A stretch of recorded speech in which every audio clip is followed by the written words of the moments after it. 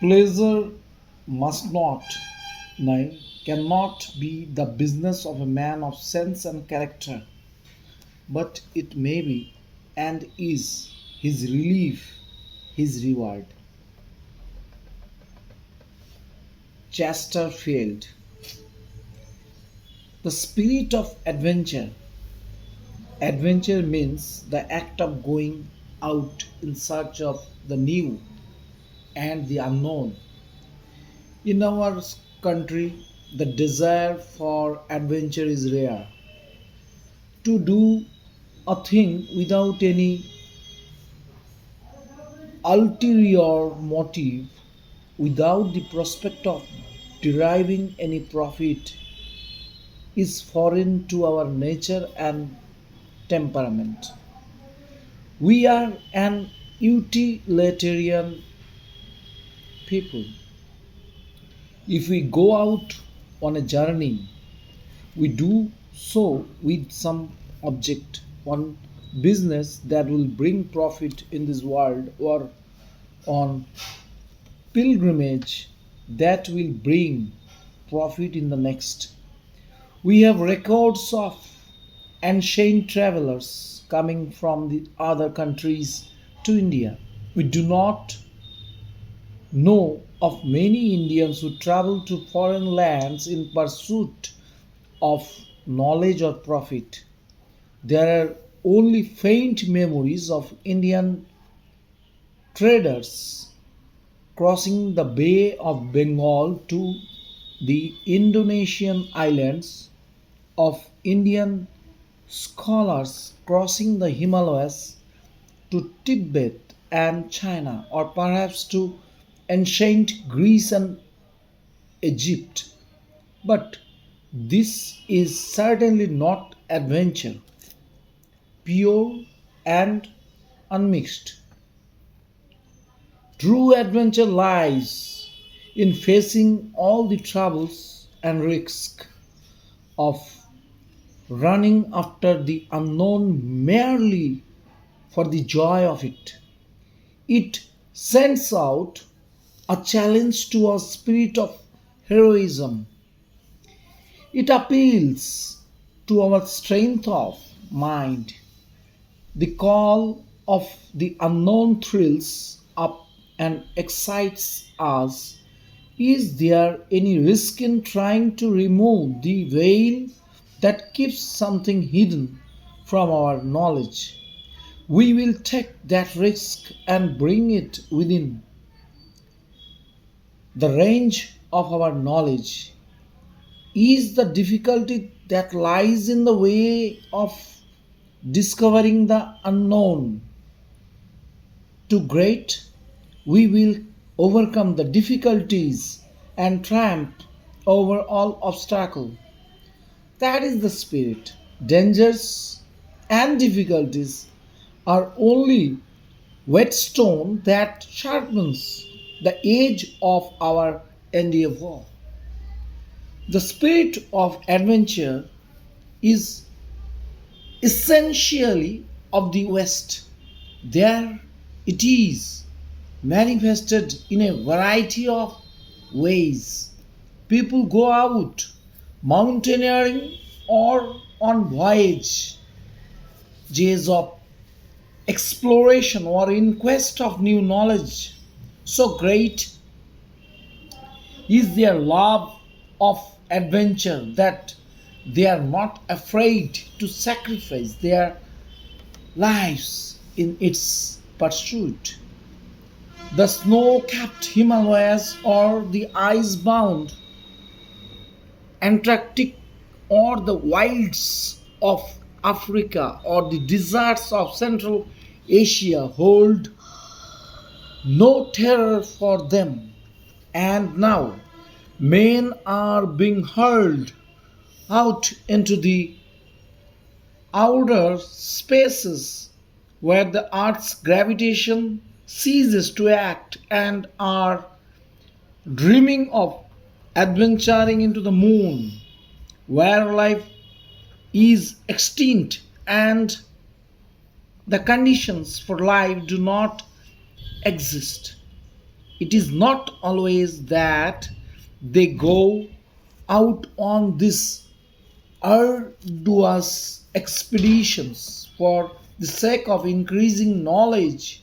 Often it is only the joy and thrills of doing what no one else has done.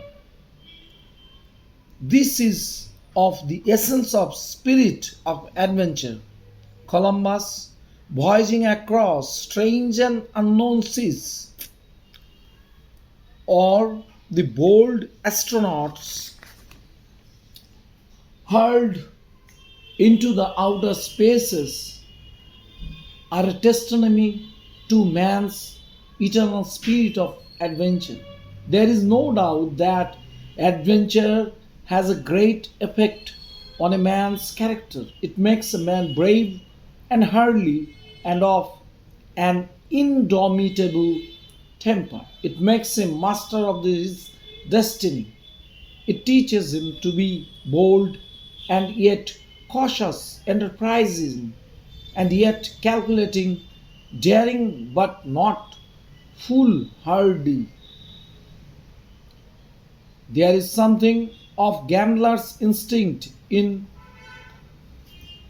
one who seeks the unknown. He must take chances, it is true, but he must never be foolishly rash. He must know how to balance his means against his needs.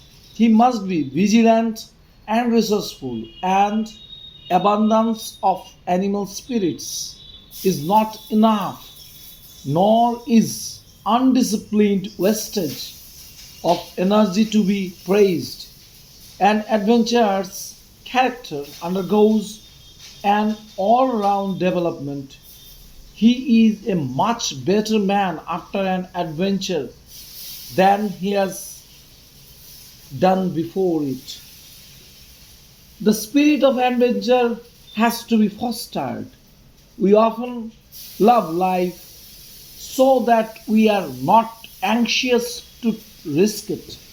Yet, it is not perhaps well to love life with a miser's greed. It is good to forget about life and death when one faces risk with courage and determination. It acts as a tonic and a stimulant. It adds a zest of life. It makes life worth living. It is good that a young man should go out now and then without any companions and entirely on his own initiative and see the world for himself. A writer writes most truly, the adventure is an outlaw.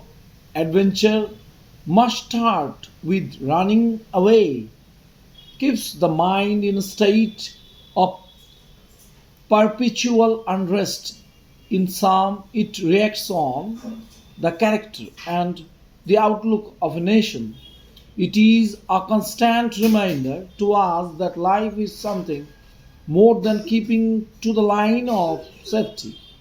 Life is a quest for the unknown, and the end of the quest is often the quest itself. It is the one thing in life which is self complete and self sufficing, for it needs nothing else to keep it alive. The life of the adventurer is a practice in the art of the impossible. It has to be admitted that a change is noticeable these days, a change very much for the better. It began when Ram Mohan Roy crossed the Himalayas to go to Tibet. Tenzing's feet inclined, climbing the Everest, and Mihir swimming the Strait of Dover have proved great incentives. The establishment of a mountaineering school led to the climbing of Nanda Ghunti. In one sense, we may say that the same spirit worked in these daredevils who, in India's national struggle for freedom, risked their lives against the most efficient espionage system in the world.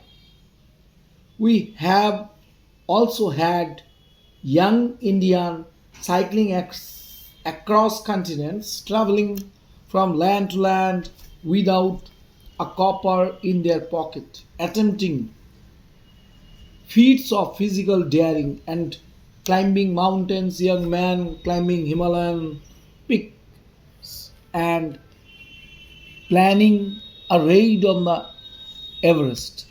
Political independence was bound to result in mental independence. And as the horizon of the mind widens, we will respond to the ideal of Tennyson's Ulysses to strive, to seek, to find, and not to yield. Thank you.